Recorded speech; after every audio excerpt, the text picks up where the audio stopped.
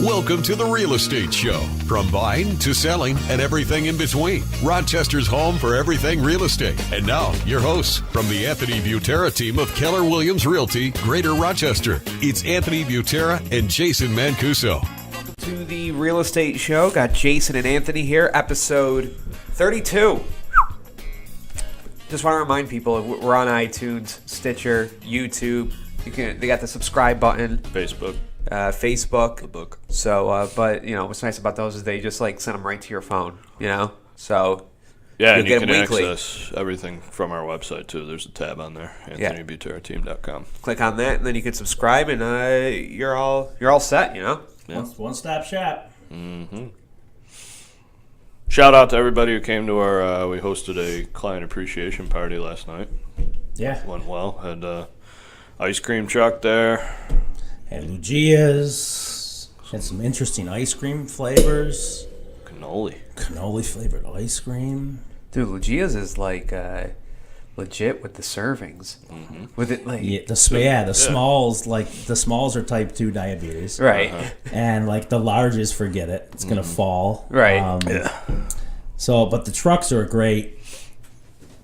They're great for so many reasons. Number one, it's economical. Wasn't too bad, right? No, I was actually shocked. Yeah, it's not going to really cost you any different than if you took 100 people to ice cream. So, but, you know, they have their own setup. They have their own generator. They don't make the mess. It's their utensils. It's just one less thing you have to worry about, right? Right. Kid didn't look creepy that was serving the ice cream. That's the a first positive. thing I look for. Because do you remember the Skippy drivers growing up? Well, imagine if I was in that truck serving ice cream. Yeah. Nobody's there. No. Yeah, exactly. So, it went well. Kids, playground, bounce house, Yeah. yard games. Can we go back to the Skippy truck, though? Yeah. Like, all right, so they don't. They would always go through my neighborhood, my parents' neighborhood now, and they haven't been through in the last like 5 or 6 years, and I'm just wondering if they're gone. But do you think the process is that you supply the pickup truck? Like, if I want to be a Skippy driver, I supply the pickup truck, and then I just have to invest in the cooler on the back? Cooler, the product. Right. Is it, you know what I mean? Like, so do you need a pickup truck in order to do it? I don't even want to know. I'm just trying to think of the quality of people that become Skippy drivers. Well, you know what I mean? I think the van creates that creepy element, right? Okay. Of like, you know, no, come on in the van, kids, and look Sure. what else we have back here. Because it's like every Skippy driver has a Captain Lou Albano goatee and rubber bands in their beard, and it's a prerequisite to be a registered sex offender. So I think the pickup truck makes the parents maybe feel safer that there's not many compartments they can stuff the kids in. Yeah. So, Right. the other thing too, I think it was bigger back in the day. I feel like people used to carry cash on them. Yeah, back no. in the day. Oh, Like, yeah. no one carries cash really know. anymore. I feel like Even vending machines now have the credit card. have a Yeah, card it's or like everything. for everything. Well, you know what? Perfect example. I didn't have cash on me the other day. I was leaving Lowe's, and I'm the sucker for anybody selling anything. So, kids are there, Cub Scouts selling their terrible popcorn, and they're like, you know, the kid comes up and says, "Sir, would you like to buy some popcorn?" And I go, "Buddy, listen." I go, "I would. I don't have any cash on me." And the mother goes, "Oh, no, it's fine. I got my phone right here. You can just swipe right here." Because now everyone just has the swipers. Right. Now she's got all your info. Now- She's oh, got- yeah. She's got it all on an Excel sheet. Now I just joined a popcorn club. Yeah, you're going to have $300 worth of popcorn. Dude, it's Beer amazing how that Scout works. leader. The Boy Scouts have, I mean, the Girl Scout game is on point with the cookies. Sure. Like, Wegmans Yeah. carries them. Everybody, the popcorn's weak. Oh, the Boy The- Scouts yeah, have the it's popcorn's the worst. weak. You know what? I lucked out because I was looking around. I was like, do they have anything other than popcorn? So, you know, I got a great deal with a $20 bag of trail mix. Trail mix isn't Trail bad, mix is- right? Yeah, everybody likes trail. Whatever you don't like, you pick through. Right. Oh, So and at the you end get of the the- bag in the next month, it'll just be a layer of raisins at the Yeah. bottom. You get the nice tin container, and you can put your screws and nails into the Yeah, it's garage. like Cradba. Yeah. Those is like a tin like this of, I think they were Italian cookies that like my grandma had like 30 of those tins. Yeah. Just like everything was in there. How about the metal taps of the mason jars being screwed into the floor joists? I love that. They screw the cap of the mason jar in the floor joist, and they put like their screws. There's and nuts definitely and that bolts. in my basement from the last owner. It's why we bought the house. There you go. They screw their jars into it. That was the move. I always think about how many of those I drop on the floor. Oh, for sure. But shout out to Logia's, not your average Skippy truck. They have a high-end operation, very well run. So that went off great, and thanks again to everybody for coming last night. So Yep, it was a great event. yeah, we'll have another one around Christmas time. Get Santa there or something. Yeah, we'll get the Skippy truck driver. That's what he does. That's what he does in the winter. Come on, guys, it's slow season. Have a heart. So we got last week we were talking about like questions you should ask your agent if you're like a seller. Yeah, if you're looking to sell your house. Yeah, and now we're kind of flipping it if you're buying a home. Yeah. Maybe some questions to ask them, the important questions, because there are ones where I'm sure there's questions you get that aren't important, but people think they're important. Sure. My take on it is I feel like people would do way more due diligence finding a listing agent as opposed to a buyer's agent, right? Yeah. So I feel like for many consumers, the buyer's rep or the buyer's agent representing you on your purchase is just like, they look at it more or less like, okay, your role is to get me into the house, and if we like it, you write the offer. You know, there's so much more that goes into it because once you enter a relationship, sometimes it's too late. You know, you find out once it's too late, right? There's a lot of real estate agents to choose from. With our team, we try to divide and conquer with specialists in each arena, you know.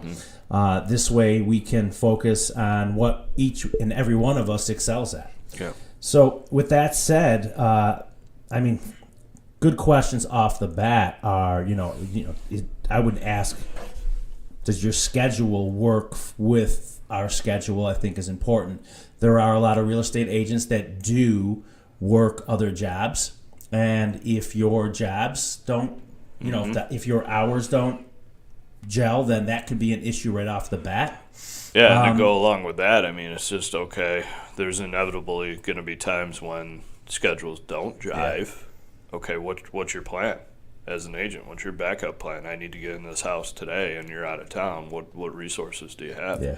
I think that's important, not to just toot the horn of our team and having that set up where we can fall back on, somebody else that's more than willing to help and get you into a house and go from there.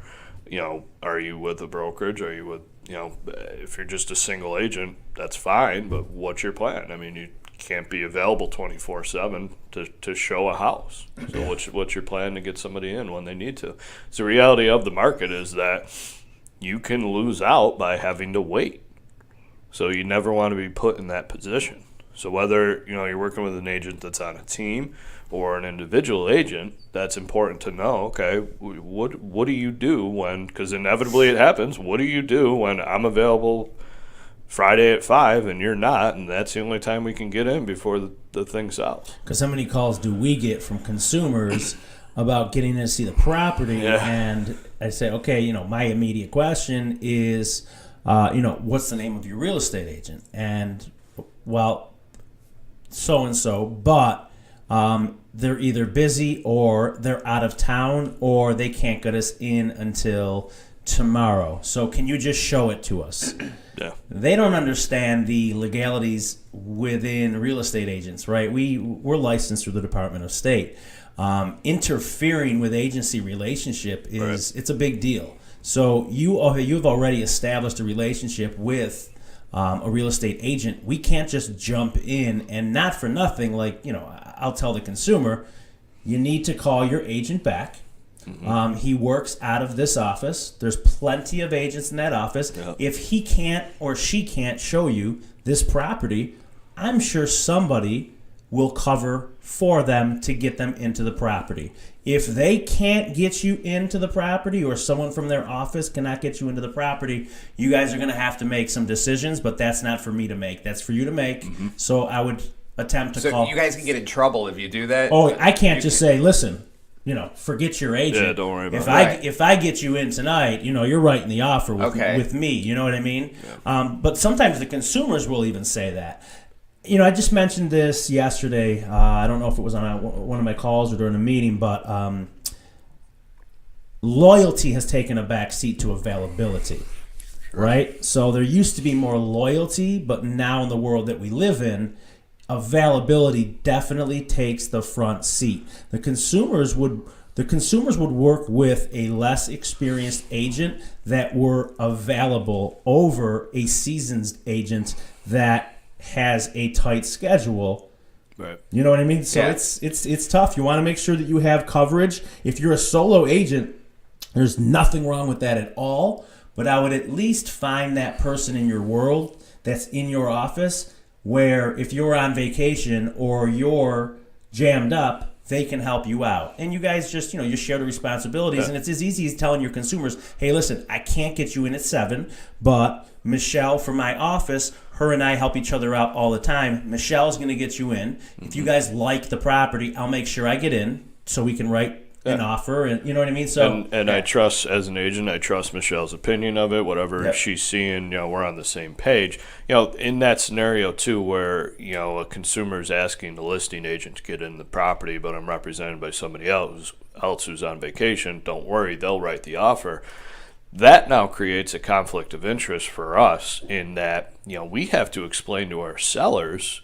Look, here's a great offer from this buyer. They saw it. We showed it to them because their agent was out of town. Well, their agent hasn't seen this house. What if this agent comes in during the inspection period and starts ripping the place apart and planting seeds for the buyer that should have been planted when they were showing the house so that agent's doing their job at the showing, telling them everything that's good and bad with the house.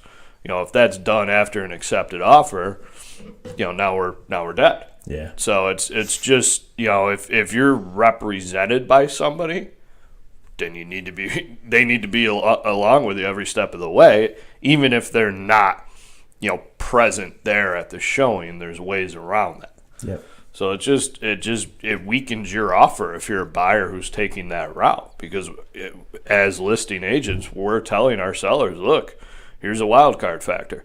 This buyer's agent wasn't there. I don't know what they're going to tell them. I don't know what they think about the house, and they may think bad things. They may think it's all well and good. That's the risk of a situation. There's going to be risk with anything, but that's just what we have to explain on the listing side of it. So trying to go that route as a buyer, you're now presenting a weaker offer. And why would you want to do that? And talking about getting into a relationship, it's like any relationship. Setting expectations up front, I feel it's so important. Yeah. And I find myself having to do it all of the time, because once you allow something, they are going to control you the remainder of your experience. So I'll catch a lot of agents that will constantly come to me and say, hey, here's what I'm dealing with my buyers, and they are controlling everything. And they're not. You allowed them to control everything because there's such a fear of losing a client that a buyer rep, whoever's representing the buyers, they will just, there's nothing wrong coming from like a servant's mindset, meaning that I'm here to serve you. But by allowing you to control every showing, the exact time, how much you're going to offer, by allowing that control to a buyer that has no real estate experience, you're doing them a disservice and you're doing yourself a disservice. That fear of losing a consumer is going to play in to your career and how it plays out.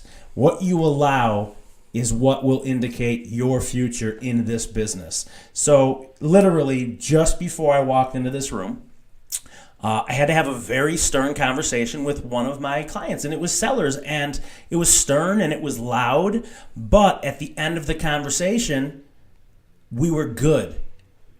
You guys hired me because you trusted me, right? You liked what I had to present. We've done a good job so far. You have to trust me. Grab my hand and let me finish this for you guys. I'm here to guide you. Mm-hmm. We sell houses every day. I have to eliminate the emotions of this process. So it's the same thing. Those agents have to be there to eliminate emotions, create realistic expectations, because if you let your buyers trample over you from the beginning, you know how the rest of the transaction is going to go if it ever truly comes to fruition. And what's interesting is when you become a little more stern and create those expectations, they will end up respecting you more for that. And my conversation is always, I'm going to lay some things out of how this is going to work. You may not like me today, but you're going to love me the day of closing, because I am either going to get you top dollar by negotiating the way that I do and controlling the deal, or I am going to get you the best deal for that house because of my knowledge and the way I go about my business. But I need your guys' full trust in me. Do you trust me? Yes? Perfect. Here's how it's going to go. And then they're like, wow. Yeah, people like a little abuse. Yeah. You know? Yeah. They get off by it. Yeah. Well, no, but there's a fine line. There's confidence. Sure. Well, and they can feel that confidence. And it's trust is the key word. I mean, if you're interviewing agents, you're going to want to work with the person that you trust. Yep. So, I mean, whatever you have to do to accomplish that on your end as a buyer in this conversation, then, that's on you. I mean, why would you, in any field, why would you want to, work with somebody where major decisions are made and dollars are at stake that you don't trust? So what are some questions you should ask an agent if you're going to be buying a home, looking at homes, to help you trust them, Sure. Number one, what you should be asking is, buying a home isn't something that you do all of the time. So with that being said, we're just getting started. Who would you suggest we work with as far as a lender, because you're in the trenches every day? Yeah. We don't have a real estate attorney. No one really has a real estate attorney you use on a regular basis unless they're one of our investors. That's a little bit different. They know the real estate world. So there's not as much coaching there. Yeah. And above and beyond that, let's make sure our schedules align where we can make sure that if something does pop up, we're going to get you in ASAP, whether it's me or somebody from my team. What's important is getting you in that house that just came on the market, because if you like it, there's a good chance there's a dozen other people that like it. So let's get to it first, while we have a little bit of leverage over waiting a couple of days where now there's 5 offers, we're competing, and we have to overpay by 10% just to obtain the house. Yeah, and then, find out about their experience. If they're a brand new agent, that's fine. Where are they from? What are they familiar with? I wouldn't expect any of the realtors on our team to lock in a buyer in Newark.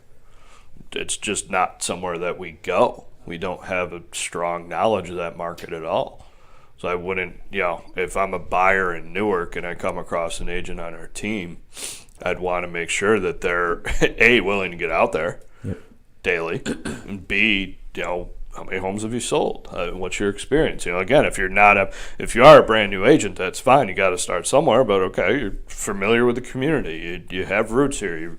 You know each street. You know a lot of the tracks. You know a lot of the builders. You know kind of like the back of your hand because you're from there. And if you're a new agent, what's so important is you have to have your scripts prepared in case that question surfaces. There's scripts for everything, and they're not lies, they're true scripts. So if you're a brand new agent and I'm being asked that question, so you're new in the business, we're thinking of going with somebody with more experience. And my response would be, well, listen, I'm new. I could lie to you and tell you that I'm working with 15 to 20 buyers, but I'm not. I'm just working with you guys, or I'm working with a handful. Would it be fair to say that I could devote 100% of my attention to you finding a house and focus on that one transaction to make sure it closes as smooth as possible, because I'm going to be focusing on you and only you? Right. Yes, good point. Great. Well, that's a good point too. Just to ask, what's your pipeline, so to speak? How many people are you working with? Yeah. And if you know that they're just a single agent, there's a point of diminishing returns, so to speak, where how is it possible that this one agent can have 50 people that they're working with? and I'm going to put myself as the 51st and be in that mix. And Yeah, can you is take that us really on? going to be good? Can you take us on? Can you handle us? Can you handle our business? Yeah, but I appreciate, like, if there's buyers that are full, that have self-awareness of how they are, right? Let that out right at the beginning. Say, listen, I'm very needy. Yeah. Here's what you could expect from me, and I want to know what I can expect from you to make sure that this is a good. Yeah. You should be, as a consumer, you should be really feeling from the agent that you're meeting with or talking with that, that there isn't a sense of desperation, that they want to make sure that there's a fit of mutual interest. Yeah. Yeah, I mean, we turn down a lot of business where there's just, look at, we're on opposite pages here. I'd be doing you a disservice if I commit to helping you. And I'd be doing the same on my end, where it's just, I'm wasting your time. We're all wasting each other's time. So let's rip the Band-Aid off and either figure out if there is a way, or okay, it's no problem to go our separate ways. Yeah. So I mean, I think to find out from the agent that you're interviewing or talking to that I can see a fit here. I can really help you. We're on the same page is important versus just the winging it approach, I guess. Yeah. And are you going to fight for me? Because, we're going to fight for you, but we also have to be realistic for you. This isn't against you, right? So, like, it's human nature. You get buyers, they have a $250,000 price range, and every house they go and look at, they want to make an offer for $170,000, right? So it's our job to get passionate about making sure that you're educating them on why we can't write that offer. Because whether your first offer starts at $150,000 for that $250,000 house, I'll bet you anything the end result, if we do come to terms, probably will not be more than $1,000 off. The end is going to be the same, because the true bottom lines will come out for each party, no matter how offensive your first offer is. And I try to tell sellers, let's not get offensive. Let's not get offended with the offer. I always say, let's be offended by everybody that saw your house and never wrote an offer. Sure. Right? At least they're showing desire. They like your house. So get flattered for a minute, get upset for 2, and then let's come up with a realistic counteroffer. Mm-hmm. Now, if the offer is so offensive where you have a $250,000 house, they're offering $100,000 and they're asking for seller's concessions, then let's counteroffer them at $1.5 million. Right. Right? Let's return the favor. Right? So there's that. But what I'm alluding to is I love the passion in our agents. We meet on a regular basis and consult on a regular basis. I love when I hear our agents getting passionate about their buyers not overpaying when that house is extremely overpriced. Yeah. Right? So it's not that we want you to pay more than you should have to, but when there is value, we have to make sure that you know that there's value, and here is why. Yeah. Now, if you're interested in this house listed for $300,000 and it's really worth $240,000, let's move forward, but I can't advise you to go more than $240,000. Mm-hmm. The likelihood of it getting accepted today is probably slim. The likelihood of it getting accepted in 6 months when it's still sitting on the market is probably a little bit better, right? Because there's the initial list price, and although something's substantially overpriced, the sellers are not likely to take a big hit because it just hit the market. Yeah. They really haven't seen the market or faced it. And I think a lot of what you just laid out is kind of things to find out as far as how knowledgeable or what's your agent's game plan is as far as the process. I mean, there's a process, and it really, agent to agent, company to company, doesn't really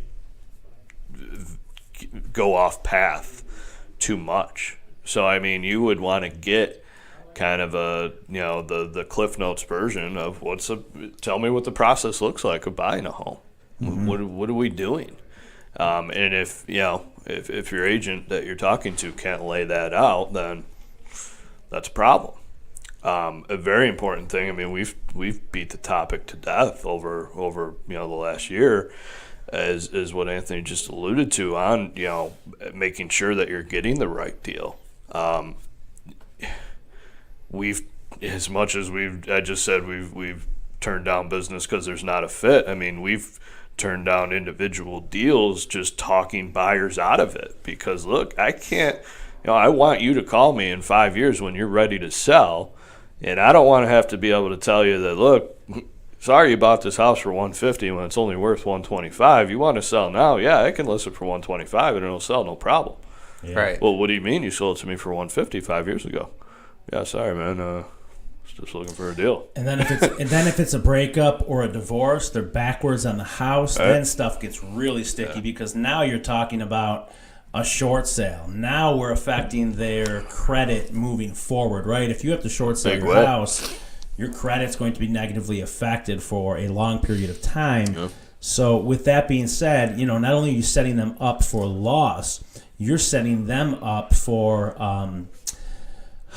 a destroyed credit. Yeah, financial hardship. Not only financial hardship, but credit hardship too. The ability to borrow, the ability to get a car. You know what I mean? Yeah. So No, it's not good. You have to think about that. You want somebody who is, it's an emotional process buying or selling a home as a consumer, rightfully so. We recognize that, and we're not out to say, hey, totally remove emotions from it, because we want you to be excited. We want you to fall in love with the house. We want you to feel it, right? But you have to be able to trust the person that you're working with, that they've got the business side of it, the financial side of it in check for you. Yeah. So that you can go, and I when I'm with a buyer, I tell them, look, go nuts, make yourself at home when we're visiting a home. Check it out. You let me know if you like it. While you're doing that, I'm going to be absorbing everything the way, that I need to do to protect your business interest. So that when you're there 5 minutes, I mean, generally we know even before that, but when the house you walk into and it kind of slaps you in your face, you're like, this is the one. We as agents can go into, okay, this is good, this is bad, this is what you got to plan on for the next, 3 to 5 years, this is what you got to do right away, just laying out a game plan. This is, the value of the neighborhood, this is where it's priced at, this is what I think we can get it at. Just all that side. I mean, your agent should have emotions taken out of it for the most part, except for wanting to, make you and your family happy and find a home. Yeah. So if you don't feel that way and you feel like, if you're just getting the quick, yeah, okay, let's put in the offer with nothing to back it up, that's probably a red flag. Yeah. So Those ones are not likely to make it to the closing line, right? Sure. You want to make sure that Probably not likely to make it past inspection a week later. and there you have it. So how they get into it and why they get into it is very important, because the telltale signs are there. If the agents are telling me this was just a nightmare to put together, I already know that there's a very good chance. If it was a nightmare to put together, your relationship has been affected by it, there's a very good chance that it's never going to make it past inspection, and it's not even about the inspection. Right. It's about just getting out of the deal. There are buyers that literally just love putting offers in on houses, but for some reason can never move forward. There's something psychologically wrong with them that's holding them back. I mean, the house that you're offering on, it should be like, okay, unless the foundation's crumbling or there's something major that we discover, I mean, you're buying that house. Sure. It shouldn't just be like, well, let's see how it goes. Yeah, I mean, it's like you're buying a house. I mean, even I don't know, even a car, I'm not doing that with. But you're buying a friggin' house. I just Hundreds had of this. thousands of dollars. I just had this on one of my listings. So, although I advise the sellers to have the attic checked for mold, I try to stay ahead of everything. Mold's a big ticket item. I mean, I'd say 50% of the listings of homes, not even listings, just 50% of the homes in our area, there's some sort of staining or mold in the attic space on the roof line. So, although I advised them to get it looked at ahead of time, they didn't. There was a ton of stuff that they were doing to get the house ready. So, they accept the offer. Buyers do the inspection. Mold. Mold in the attic. Not a problem. We're going to eliminate the mold. Well, they want out of the deal. For what? Well, they have really bad allergies and they have kids, and we just said we're going to eliminate the mold. Right. Were they planning on putting one of the kids' beds up in the attic and not eliminating the mold? We just said not only are we going to eliminate it, we're going to warranty the work. So we're going to eliminate what's there, and we're going to solve the sources of that mold. Yep. Okay, I'll call you back. They're still not feeling comfortable. Okay, how about this? Since allergies is a super sticking point for this, we will also pay for an air quality test to be performed after the mold is remediated. Okay, now they feel comfortable. Perfect. We move forward 2 days later. Yeah, they still want out of the deal. It was never about the mold. Sure, yeah. And it was never about the air quality. It was something else, but they have to point to something to get them out of the and deal. what it is agents not setting expectations like we talked. I mean, that the conversation should be had in the early stages. Yep. And, look, Johnny Jr.'s got allergies. Okay, that's fine. I can appreciate that. I'm not here to be your doctor and tell you what's right or wrong, but this is what the market's like. Chances are we're going to find mold in the house that you're buying. Plus, a little mold's good for you. Yeah, it keeps you in check, keeps you regular. But, I mean, we have to be careful just because, there are severe... Keeps you regular? Keeps you regular. Yeah, I mean, your immune system and everything, you want it, I would say you want an can't attic just of be the bubble boy. mold and a big bag of peanuts up there. And just have that circulated through the house. Squirrels and mold. Well, the peanuts for the peanut allergy kids. My kid just broke out. It's got the peanut allergy? But, the reality is you're not breathing the air in Right. that is in the attic, Yeah, right? yeah. Unless it were a finished space, but you would know if there was mold. But the truth is, people never go up into their attics unless it's a real old house where it's finished and there's a staircase that goes up to it, right? Yeah, sure. So people just never. It happened to me. I have, when I sold my last house, I had an inspection before I put it on the market, and sure enough, my entire attic was filled. Had to have it done. Discover the reasons why. It wasn't getting enough air in. It was just, there was just exhaust there. Yeah. The bathroom exhaust fan was dumping into the attic. So all of those reasons played into the mold. So if you fix the source, you eliminate the mold that's up there. Well, and that's Problem solved. That's the conversation to have. It's look, okay, this is a common problem. So you're either now buying a home or not. Yeah. And chances are, wherever you're living, I mean, you don't know what's behind the drywall and the walls. Yeah. It's just, you can move to a bubble, or you can live in 2018 and be realistic, and let's figure out what goes on. And that actually came up. Well, what if there's mold in the walls? Just Get out. Yeah. go get a trailer. I mean, it's not to get off topic. This is just the way it is. Earmuffs to my wife right now. We've got mold in our attic. I don't care.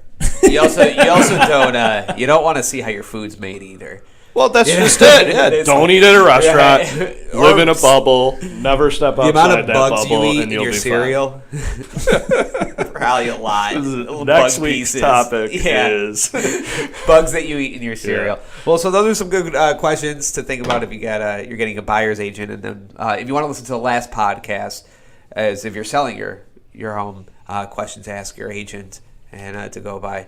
You can check us out at AnthonyButerraTeam.com. We've got the Real Estate Show tab there, and the iTunes, Stitcher. You can subscribe there, YouTube. Follow us on Facebook, and you'll be all hooked up. cool. Good. Thanks, guys. Thanks, guys. Thanks for listening to The Real Estate Show.